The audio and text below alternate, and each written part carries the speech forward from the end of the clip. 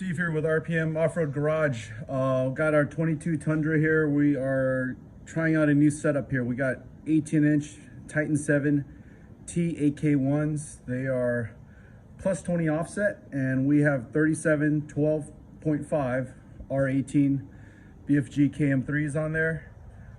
So we have to crank up the height a little bit on the rad flow shocks. We already did that up front, and let's move on to the back.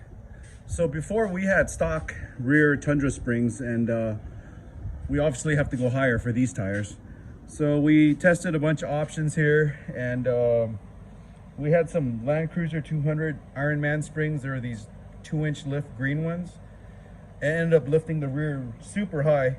So not a problem with the spring, but it was just the specification was just too much for this setup. So I tried. So what we have here is the Ironman spring. It was rated at 2-inch lift, super high. That's a stock. This is a stock Tundra spring. I also tried a OME 2720, which is that part number right there. It's just stuff that we have here in stock. So I just thought I'd give it a shot because I don't want the rear to be too high. So I'm gonna put these springs all next to each other. That's a 2720. That's a stock Tundra spring. So here, let's get back a little bit here. So starting from the right, let's get this one out of the way. Starting from the right, that's a stock Tundra spring. Then we have a 2720 Land Cruiser 200 spring, which is that guy right here. That's rated at 0-inch lift on a 200 series Land Cruiser. Then we have a 2-inch lift coil, which is green. That's from Ironman. And on the left here, these might be the ticket. It's a progressive spring, OME 866. These are actually 80 series rear coils. The windings on the bottom are a little tighter than a 200, but it actually fits in the isolator fine. I just had to put a little bit of WD-40 around it, and it slid right on. So we are going to try those, and let's see how it looks on the truck. We're trying to achieve a level stance, front to rear. All right, I got the springs in there. If you guys are doing this on a rack, obviously it's much easier.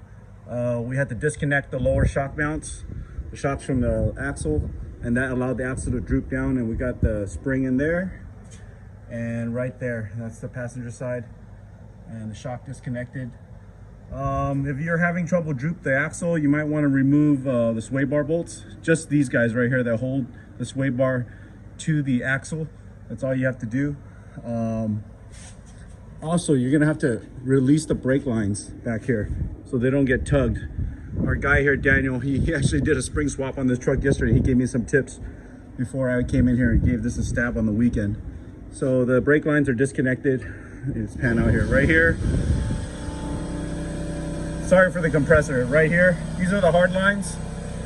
Also right there in the middle. And the lines are disconnected. These are like, I believe these are ABS lines. ABS electrical wires. Disconnected from the top of the pumpkin right here. So yeah, we disconnected all these lines right here. As you can see, these are hard lines and the electrical. So they don't get tugged and get damaged. So I'm gonna go ahead and put everything back together now, get the truck back on the ground, and let's see how she sits.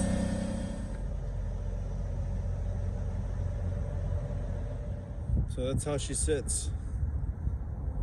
Pretty happy with the stance front to rear. The height is very level. Check that out.